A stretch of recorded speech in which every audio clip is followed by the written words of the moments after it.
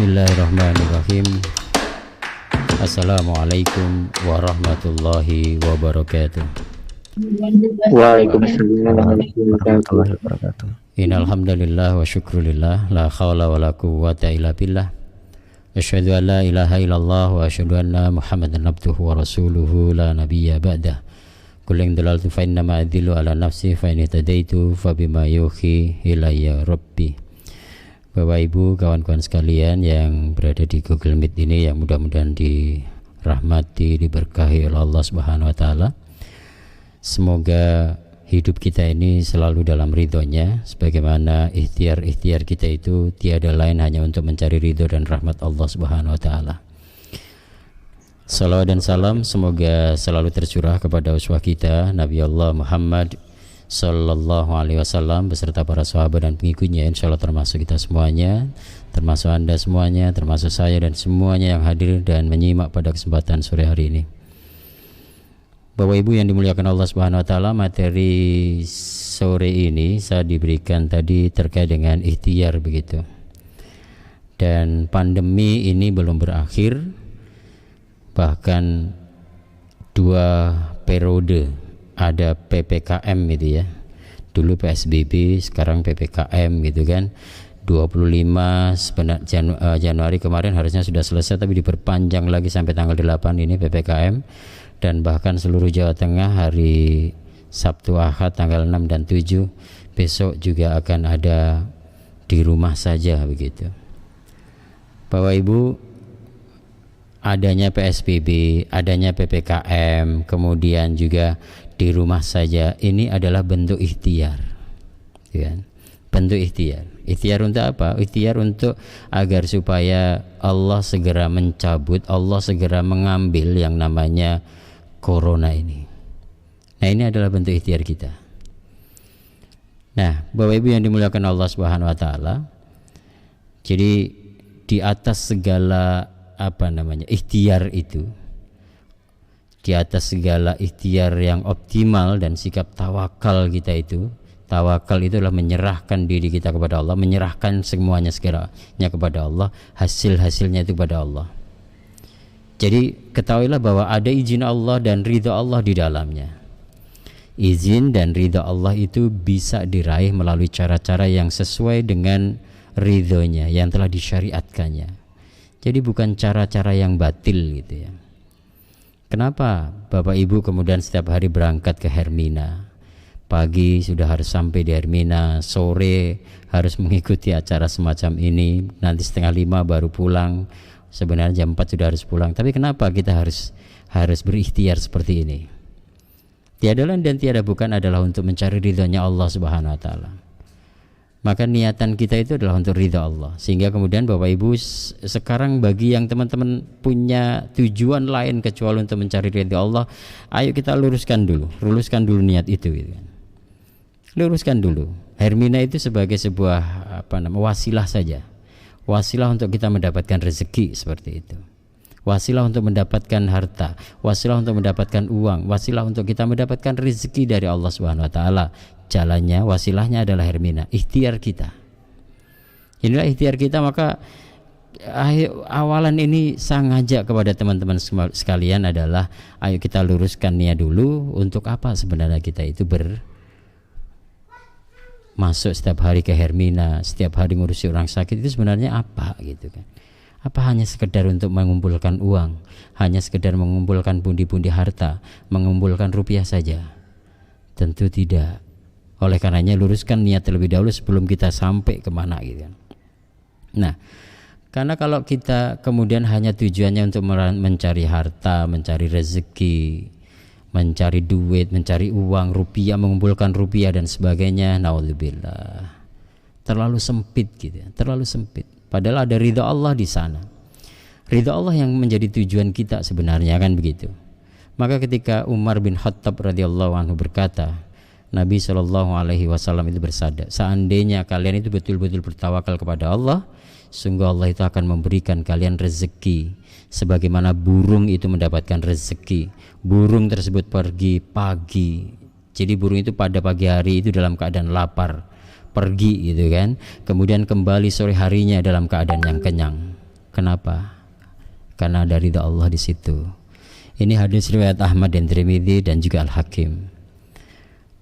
Nah, jadi itulah jaminan Allah Subhanahu wa taala, kawan-kawan sekalian, kepada seluruh makhluknya. Dan tugas kita itu adalah berusaha maksimal dan kemudian bertawakal. Artinya bertawakal itu adalah menyerahkan kepada Allah Subhanahu wa taala. Tapi kalau yang tujuan kita itu hanya mengejar harta, hanya mengejar uang dan sebagainya, betapa naifnya gitu. Betapa naifnya, karena Allah sudah menjamin itu. Burung saja, burung yang tidak punya akal, burung yang tidak berakal, Rasulullah sudah menyampaikan di dalam hadisnya itu, seandainya kalian betul-betul bertawakal kepada Allah, menyerahkan ikhtiar-ikhtiar kita itu kepada Allah, sungguh kita berikhtiar kepada Allah, kemudian menyerahkan tawakal kita kepada Allah, sungguh Allah itu akan memberikan kalian rezeki sebagaimana burung itu mendapatkan rezeki. Burung itu pergi pagi hari dalam kondisi yang sangat lapar, yang kemudian kembali pada sore harinya dalam kondisi yang sangat kenyang, kan gitu. Ini hadis riwayat Ahmad dan Tirmidzi. Sama halnya dengan kita. Pagi hari pergi ke Hermina dengan ya dalam tanda kutip kenyang gitu, lapar gitu kan. Kemudian sampai sore hari kita mencari ridha Allah, pulang pun kemudian kita akan membawa sesuatu yang mudah-mudahan sesuatu itu diridha Allah dan akan memberikan rezeki yang tidak disangka-sangka. Nah, kawan-kawan sekalian yang dimuliakan Allah Subhanahu wa taala, ini jaminan Allah. Sekali lagi, ini jaminan Allah kepada seluruh makhluk. Kepada seluruh makhluk. Kalau hanya untuk makan, untuk minum, Allah sudah menjamin itu. Tugas kita itu adalah berusaha, tugas kita itu adalah berusaha maksimal dan kemudian bertawakal kepadanya. Tentu saja jika kita berhasil mencapai salah satu tahapan dalam ujian, dalam tujuan, maksudnya dalam tujuan kehidupan kita, bukan berarti itu akhir atau puncaknya. Dan ini mesti diingat, akan ada tahapan berikutnya yang harus dilalui. Nah, kawan-kawan sekalian, jadi ada di antara kita itu orang-orang yang kemudian mengorbankan dirinya untuk keridhoannya. Silahkan jangan buka di surat Al-Baqarah ayat 207, nanti dibaca sendiri.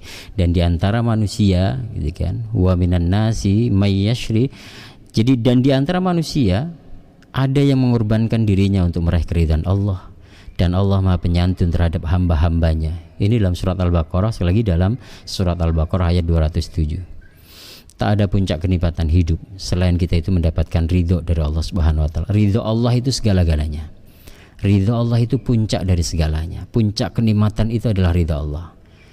Dalam satu hadis Muslim dari Abu Sa'id ini Al-Khudri, sesungguhnya Allah itu berfirman kepada penghuni surga, hai penghuni surga. Mereka menjawab, kami penuhi seruanmu wahai Tuhan kami, dan segala kebaikan ada di sisimu. Kami penuhi seruanmu wahai Tuhan kami, dan segala kebaikan ada di sisimu. Allah kemudian melanjutkan, apakah kalian sudah merasa puas? Mereka pun kemudian menjawab, kami telah merasa puas wahai Tuhan kami, karena Engkau telah memberikan kami sesuatu yang tidak Engkau berikan kepada seorang pun dan makhlukmu. Allah bertanya lagi, maukah kalian aku berikan yang lebih baik lagi dari itu? Mereka pun kemudian menjawab, wahai Tuhan kami, apa yang lebih baik dari itu? Dan Allah menjawab, akan aku limpahkan keridhaanku atas kalian, sehingga setelah itu aku tidak akan murka kepada kalian untuk selamanya. Nah, ketika orang sudah diridhoi Allah Subhanahu wa taala, Allah tidak akan murka terhadap kita, dan itu adalah puncak kenikmatan bagi seorang hamba. Sehingga sekali lagi, sebelum segalanya, ayo kita luruskan niat kita. Setiap hari kita pergi keluar dari rumah, pulang sore, kemudian kita bekerja dan sebagainya, semuanya tiada lain dan tiada bukan mencari keridhaan Allah Subhanahu wa taala. Ya, bukan uang itu adalah sesuatu yang kemudian akan muncul kemudian. Kita bisa saja miskin, kita bisa saja kaya, kita bisa saja sedengan dan sebagainya. Itu atas ridhonya Allah Subhanahu wa taala, atas kehendaknya Allah Subhanahu wa taala. Kalau dalam Jabariyahnya itu adalah kita dilepas Allah Subhanahu wa taala. Silahkan kalian dilepas di muka bumi, kemudian silahkan kalian berbuat sesuatu untuk merubah kehidupan kalian, itu dilepas begitu. Cara Jabariyahnya kan begitu itu.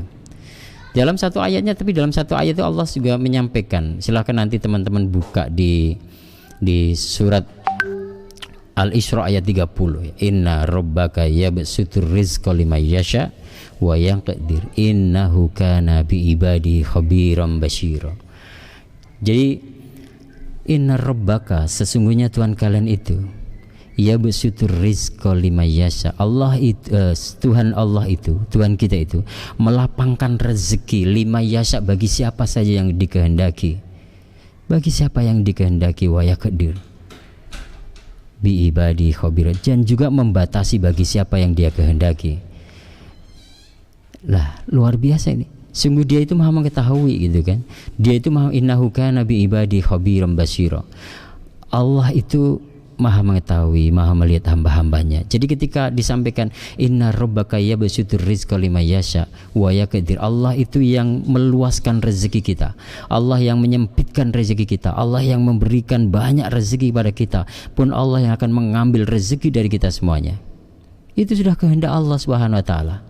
Tugas kita itu adalah berikhtiar, dan setelah ikhtiar kita serahkan itu kepada Allah Subhanahu wa taala. Karena dalam ikhtiar itu ada pencapaian diri kita, ada ghoyah, ada tujuan kita untuk mencari ridha Allah Subhanahu wa taala. Sehingga kita tujuannya adalah ridha Allah, maka sudah barang tentu ketika diridhai Allah, maka Allah akan memberikan sebuah kenikmatan yang luar biasa. Kenikmatan yang luar biasa, dan tiada kenikmatan selain itu kecuali ridha Allah tadi.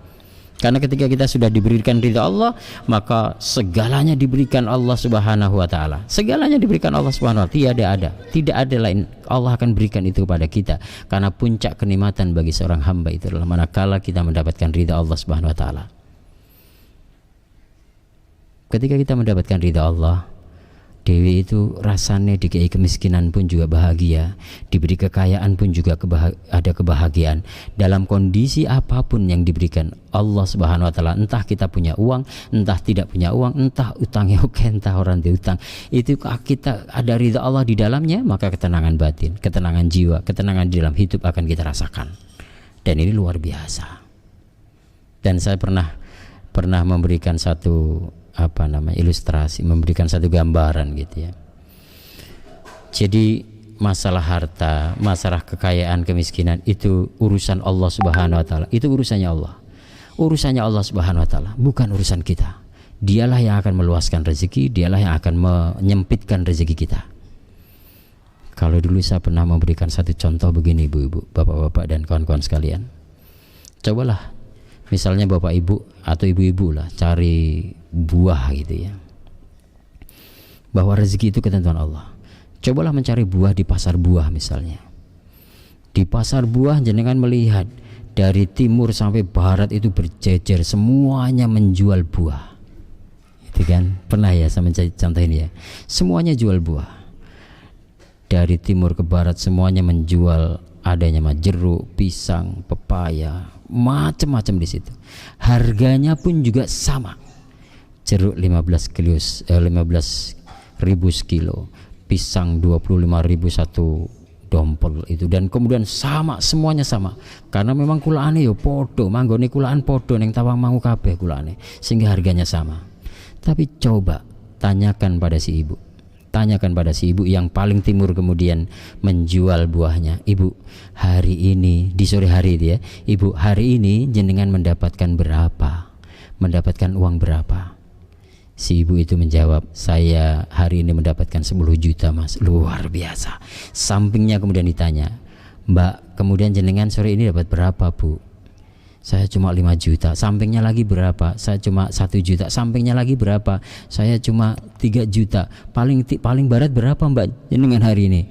Ya Allah mas, hari ini aku belas gak oleh apa-apa mas, gak ono sing nyedak gitu. Padahal semuanya harga sama, yang dijual sama, modelnya sama, kemudian harganya pun sama, karena kulaane tempatnya podo. Tetapi mereka di sore hari mendapatkan beraneka ragam. Mereka itu berbeda-beda pendapatan mereka. Mereka pendapatkannya beda-beda. Dan ini Allah yang meluaskan rezeki, Allah yang menyempitkan rezeki kita.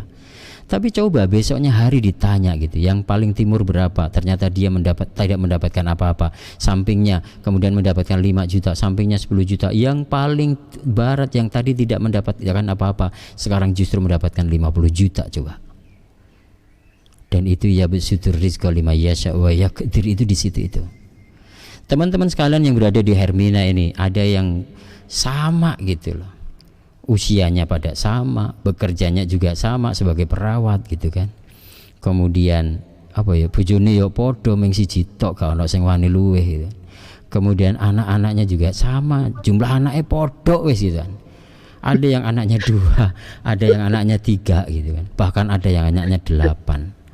Kan gitu. Mau nambah ya? Yang mau nambah ini. Jadi gini, semuanya sama, gajinya tiap bulan podo, semua karyawan perawat dalam posisi dan jabatan yang sama jenengan sama misalkan, gajinya tiap bulan itu podo 10 juta kabeh gitu misalkan, 10 juta kan mas ya, jadi 10 juta semuanya satu bulan. Amin. Tapi aminin jenengan itu kok menunjukkan sesuatu ngono mas. Jadi kemudian coba kehidupannya sama enggak? Ada di antara jenengan itu walaupun kemudian ya mau podo kabeh, anake podo jumlahe, kemudian sing podo jumlahe, kemudian bojone ya podo jumlahe siji. Tapi kemudian gajine padahal juga sama, kehidupannya beda atau sama coba? Beda. Ada teman-teman yang pergi ke Hermina itu yang pakai apa namanya Vario gitu kan. Ada yang pakai apa meneh ya pit motor iku ya NMAX misal, ada pakai yang PCX, tapi ada yang pakai mobil. Ternyata berbeda. Dan di sini letaknya Allah ketika ini menyampaikan inna rabbaka yabsutur rizqa liman yasha wa yaqdir. Tapi bagi orang yang kemudian, karena kita bicara masalah ikhtiar dan saya ingin mengajak jenengan meluruskan niat kita tadi, yaitu hanya untuk mencari ridhonya Allah Subhanahu wa taala. Maka kemudian dengan tujuan itulah mencari ridha Allah itu tadi, maka kemudian kita ketika semuanya tujuannya mencari ridha, rasanya itu akan sama insya Allah. Walaupun kita naiknya cuma M3, Yamaha M3 atau mungkin Honda tahun 80 misalnya, tapi dibandingkan dengan yang naik NMAX ternyata sama rasanya. Ketika kita bercita-cita mendapatkan ridha Allah Subhanahu wa taala, dengan ikhtiar kita luar biasa mencari ridha Allah. Sekali lagi, mencari ridha Allah. Maka bagi kawan-kawan sekalian yang kemudian selama ini merasa kayak jane mangane kemangane yo podo karo aku gitu. Mangane yo sego itu kan. Gajine jumlahe yo podo, anake podo, bojone yo mung siji podo. Tapi kenapa? Kok sepertinya dia lebih bahagia gitu kan? Ada apa? Jangan-jangan ada salah niat dalam ikhtiar kita. Jangan-jangan ada kesalahan niat dalam ikhtiar kita. Sekali lagi, salah dalam niat ketika kita berikhtiar. Jangan-jangan jenengan ke Hermina tujuannya yang lain. Jangan-jangan jenengan berangkat pagi pulang sore ke Hermina tujuannya lain. Lain dari apa? Lain dari ridha Allah. Jadi tujuannya bukan mencari ridha Allah. Nah kawan-kawan sekalian, Bapak Ibu yang dimuliakan Allah Subhanahu wa taala, ini harus kita pahami. Jadi berikhtiarlah sebagaimana kemampuan dan bagaimana kemudian mastata'tum, sesuai dengan kemampuan kita, sebagaimana apa kemampuan kita, ayo kita berikhtiar itu. Masalah hasil serahkan atau bertawakallah kepada Allah. Karena pengertian tawakal tadi adalah, jadi kalau secara bahasa itu tawakal itu kan berarti mewakilkan. Tawakal itu mewakilkan atau menyerahkan gitu kan. Nah dalam agama Islam tawakal itu berarti berserah diri sepenuhnya kepada Allah dalam menghadapi atau menunggu hasil suatu pekerjaan atau menanti akibat dari suatu keadaan, itu tawakal. Dalam arti bahasanya kayak gitu. Dalam bahasa Arabnya kan tawakal gitu kan. Jadi mewakilkan atau menyerahkan.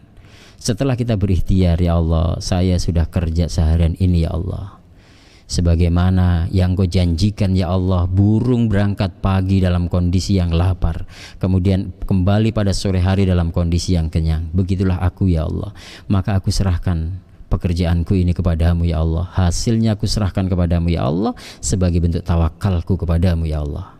Ikhtiar sudah dilakukan, baru tawakal kepada Allah. Bertawakallah kepada Allah, serahkan semuanya kepada Allah. Dan setelahnya kemudian ya sudah, ikhlaslah dengan apa yang menjadi ketentuan Allah. Ikhlaslah dengan apa yang menjadi ketentuan Allah. Setelah kita menyerahkan itu, entah hasilnya apa, ya Allah saya diberikan seperti ini, alhamdulillah bulan ini saya dapat bonusnya sampai 5 juta gitu misalnya. Alhamdulillah ada yang cuma 2 juta, syukuri itu. Pokoknya terima apa yang menjadi ketentuan Allah itu tadi. Terima apa yang menjadi ketentuan Allah, mudah-mudahan itulah ridha Allah dan membuat kita menjadi bahagia. Nah kawan-kawan sekalian, itulah ikhtiar menuju kepada tawakal kepada Allah Subhanahu wa taala, untuk kita serahkan semuanya kepada Allah. Dan barangkali ini dulu pernah saya bahas juga dalam rangka untuk menerima apapun yang diberikan Allah. Kan ini ada rentetannya berarti, karena hari ini saya diminta untuk bicara masalah ikhtiar. Ikhtiar itu usaha kita. Jadi semua orang itu jangan sampai tidak berikhtiar. Dalam rangka harta benda misal, jangan sampai kita kemudian berada di rumah saja, diam saja, bukan. Kenapa kita harus berharokah? Harokah itu artinya bergerak dan bergerak. Berharokahlah, bergeraklah, karena yang bergerak itu adalah suci. Bergerak itu adalah bersih, bergerak itu adalah suci, bersih gitu. Kenapa bisa gitu? Coba sekarang gini kawan-kawan sekalian. Kalau saya tanya jenengan gitu kan, air laut itu suci enggak? Ketika kita pakai wudhu itu sah enggak? Ada yang bisa jawab kan kawan? Air laut itu ketika kita pakai untuk berwudhu itu sah enggak? Suci kan? Kenapa kemudian air laut ini adalah suci dan kemudian bisa dipakai untuk wudhu? Coba, kenapa coba? Nah kawan-kawan sekalian, air laut ya, air laut itu kenapa suci?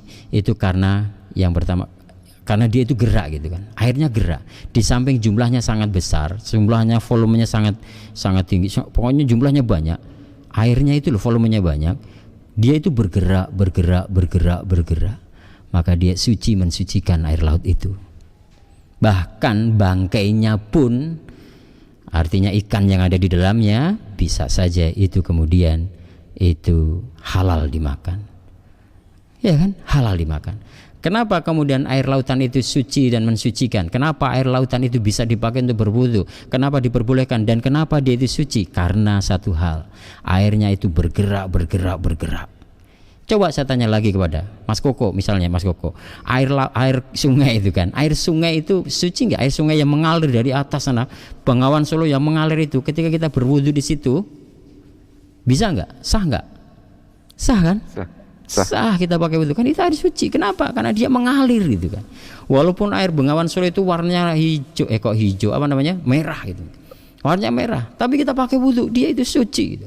Dia itu bisa kita pakai wudhu. Kenapa? Karena air itu bergerak dari atas ke bawah sana, dari atas, dari Wonogiri sampai Solo dia bergerak terus, bahkan sampai Jawa Timur dia bergerak terus. Dia mengalir gitu, dia bergerak gitu, dia suci. Maka kemudian air suci itu. Nah oleh karenanya kawan-kawan sekalian, walaupun di Wonogiri sana itu ada, ngapunten nih, di Wonogiri sana itu misalnya ada orang yang pagi hari itu kemudian nongkrong gitu kan, duduk di pinggir kali Wonogiri sana, di kali Bengawan Solo, duduk mengeluarkan sesuatu, coba masuk ke dalam sungai, jenengan kemudian berwudu di Solo, padahal itu tadi juga mengalirnya sampai di Solo, mohon maaf nih, mengalir sampai di Solo, suci enggak itu dipakai wudu? Bisa nggak dipakai wudhu? Bisa. Dan itu sah dipakai wudhu. Kenapa? Airnya bergerak, berharokah. Tapi coba jangan lihat sekarang musim hujan kan sekarang. Coba sekarang kalau misalnya di jalan itu ada genangan air, misalnya ada lubang gitu kan, lubang, dan di situ ada air hujan di situ. Warnanya sudah sedemikian rupa.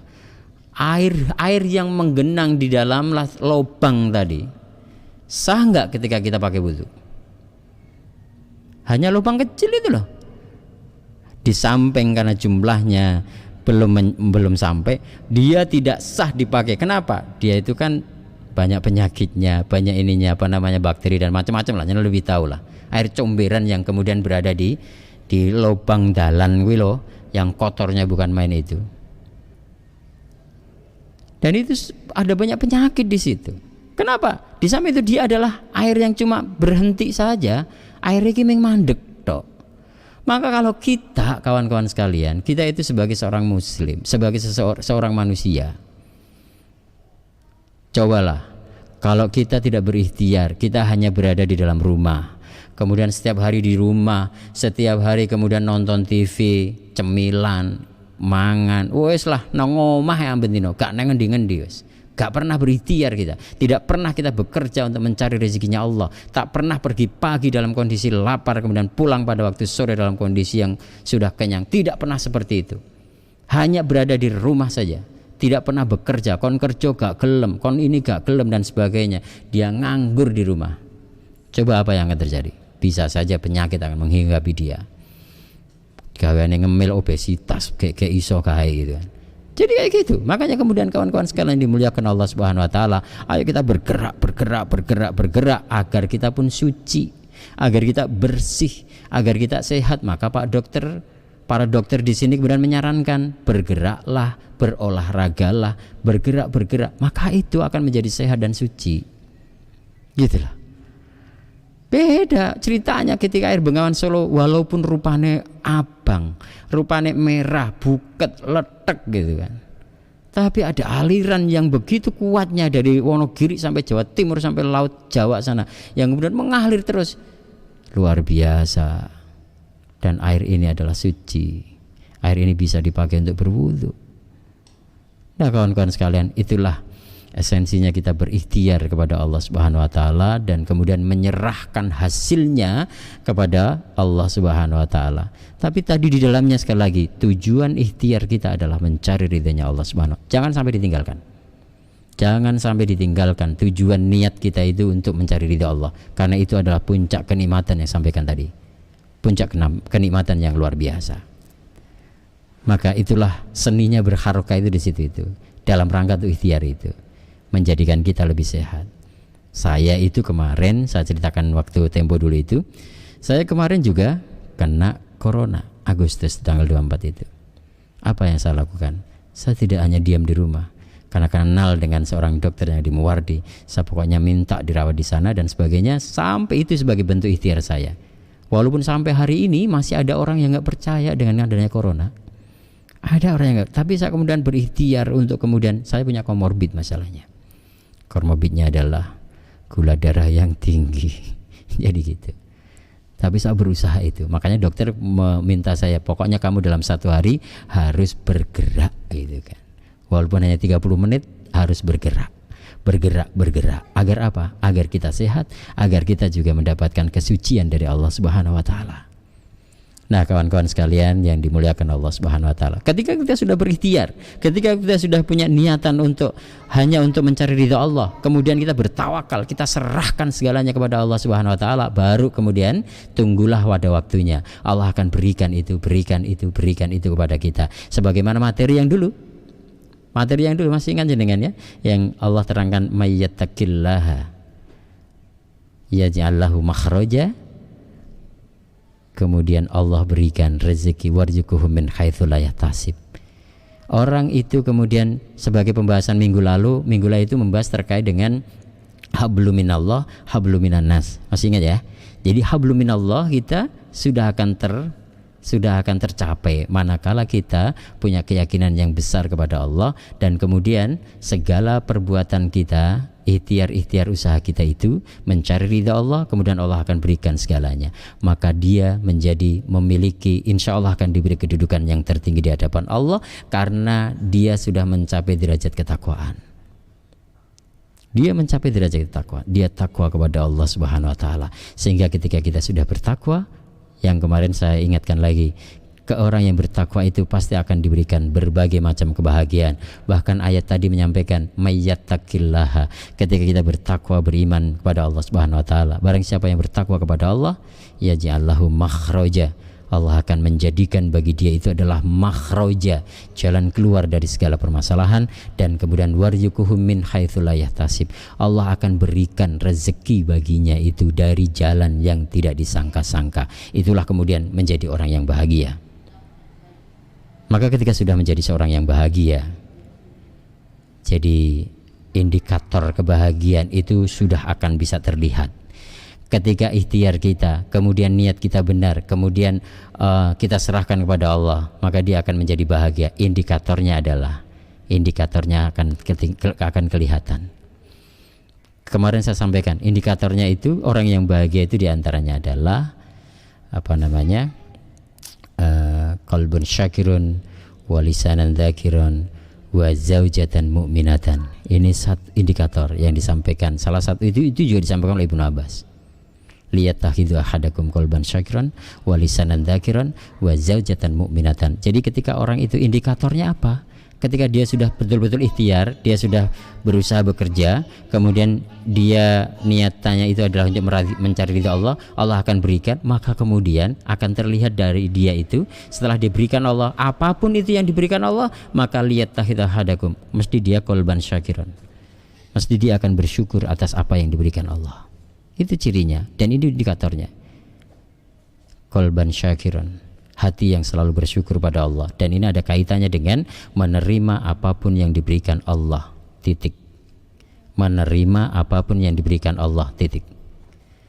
Jadi opo ae sing dikeki Gusti Allah terhadap diri kita, udah syukuri itu. Mudah-mudahan bikin kita hidup bahagia, dan itu sebagai ciri kita itu menerima apa yang diberikan Allah sebagai bentuk keridhaan Allah dan bentuk ikhtiar kita itu diterima Allah.